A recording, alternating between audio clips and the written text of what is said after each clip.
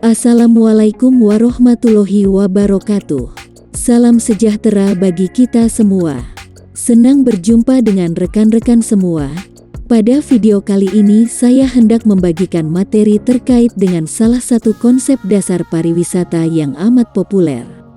Tourism Area Life Cycle. Simak penjelasannya ya. Jika ditilik secara mendalam, ilmu kepariwisataan dalam konteks pembangunan banyak beririsan dengan bidang ilmu lainnya. Terkadang dalam mengembangkan suatu destinasi wisata, banyak aspek yang harus diperhatikan mulai dari faktor sosial budaya masyarakat, dampak lingkungan ekologis, pemasaran destinasi, branding, infrastruktur dan tata wilayah, arsitektur, transportasi, pengelolaan sampah, teknologi, kebijakan, sampai ilmu hukum. Hal inilah yang menyebabkan pariwisata dianggap sebagai ilmu multidisiplin yang kompleks. Terkadang dalam menyusun perencanaan master plan dan rancangan induk pariwisata hanya dilihat dari satu sisi keilmuan saja, sehingga pada implementasi secara jangka panjang akan bermasalah. Pola pendekatan yang top-down dengan bidang keilmuan yang tidak menyeluruh cenderung sulit untuk merangkul masyarakat yang pada akhirnya malah membahayakan keberlanjutan dan eksistensi suatu destinasi.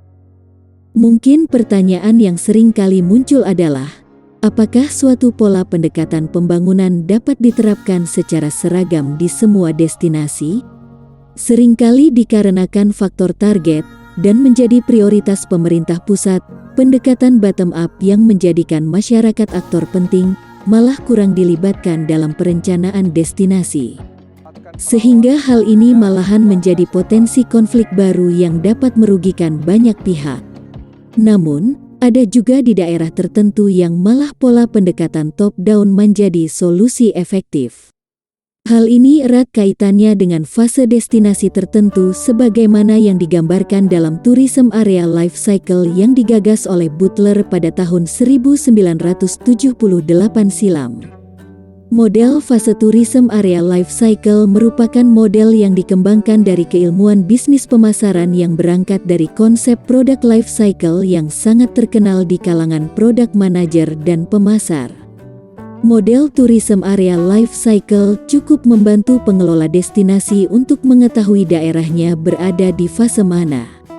Singkatnya, Tourism Area Life Cycle merupakan model linear sederhana yang mengkategorikan 6 fase siklus hidup destinasi menjadi fase eksplorasi atau exploration. Fase ini adalah fase di mana suatu daerah baru mulai akan mengembangkan daerahnya menjadi destinasi wisata. Jenis atraksinya mayoritas bertemakan alam dan budaya yang belum dikembangkan secara serius. Fase ini merupakan fase awal ketika pemerintah daerah dan masyarakatnya mulai memikirkan untuk mengembangkan pariwisata daerahnya, melihat potensi yang dimilikinya. Inilah waktu yang tepat di mana perencanaan visi pariwisata atau tourism vision harus mulai dipikirkan. Contoh daerah yang masuk dalam tahap ini adalah kawasan ekonomi khusus yang baru ditetapkan fase keterlibatan atau involvement. Fase ini merupakan fase di mana pengembangan destinasi wisata mulai serius dilakukan dan sektor pariwisata mulai dijadikan sebagai sumber pemasukan. Homestay mulai berkembang, investor mulai tertarik untuk berbisnis, pemerintah dituntut untuk mengembangkan infrastruktur dasar seperti jalan, bandara, fasilitas kesehatan, dan program pemberdayaan masyarakat. Pada fase ini, juga sudah mulai terlihat musim kunjungan wisatawan. Selain itu, pada fase ini sudah terjadi kontak antara wisatawan dengan masyarakat lokal. Contoh daerah yang termasuk dalam fase ini adalah Kabupaten Gresik yang mulai mengembangkan pariwisatanya secara lebih serius. Fase pengembangan atau development. Pada fase ini, pasar wisatawan sudah terdefinisi dengan baik. Atraksi utama sudah mulai berkembang. Investor asing sudah mulai masuk. Ini terdorong adanya pertumbuhan angka kunjungan wisatawan yang relatif stabil, serta melihat adanya potensi pasar wisatawan baru. Contoh destinasi yang masuk di fase ini adalah Labuhan Bajo di Nusa Tenggara Timur.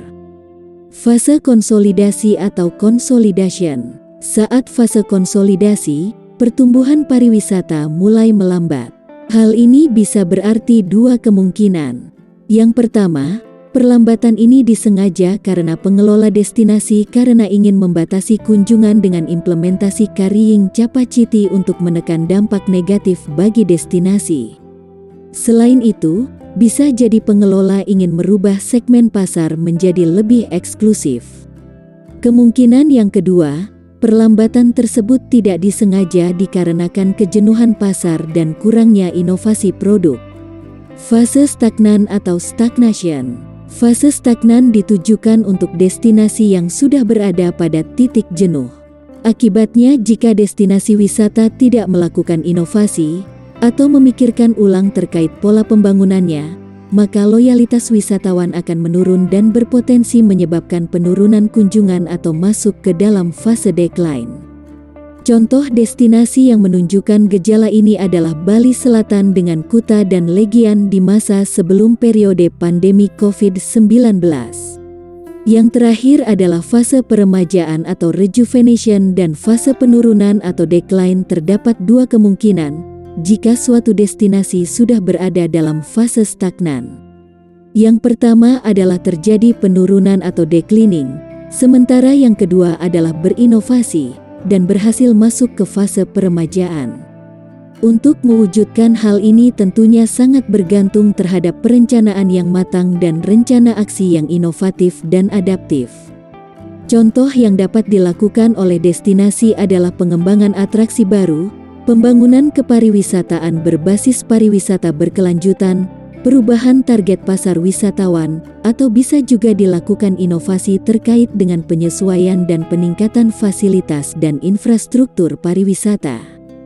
Maka dari itu, hal yang pertama harus dilakukan oleh pengelola destinasi, baik swasta maupun pemerintah, adalah mengenali terlebih dahulu pada posisi mana destinasi Anda berada. Selanjutnya adalah menentukan strategi dan rencana aksi yang disesuaikan dengan fasenya masing-masing. Demikian sekilas materi tentang tourism area life cycle yang dapat saya bagikan. Terlepas dengan berbagai kritik dan sanggahan terhadap konsep dan gagasan ini, tourism area life cycle masihlah salah satu konsep dasar dari pengembangan destinasi wisata yang masih diimplementasikan pada banyak rencana pengembangan pariwisata di banyak negara. Mungkin pada video lainnya, saya akan membahas beberapa kritik dan kelemahan dari gagasan ini. Namun demikian, untuk kali ini saya cukupkan terlebih dahulu materi ini. Dan sampai jumpa pada materi-materi dan video-video menarik lainnya, persembahan dari kanal YouTube Leisure, Tourism, and Education. Tetap semangat dan wassalamualaikum warahmatullahi wabarakatuh.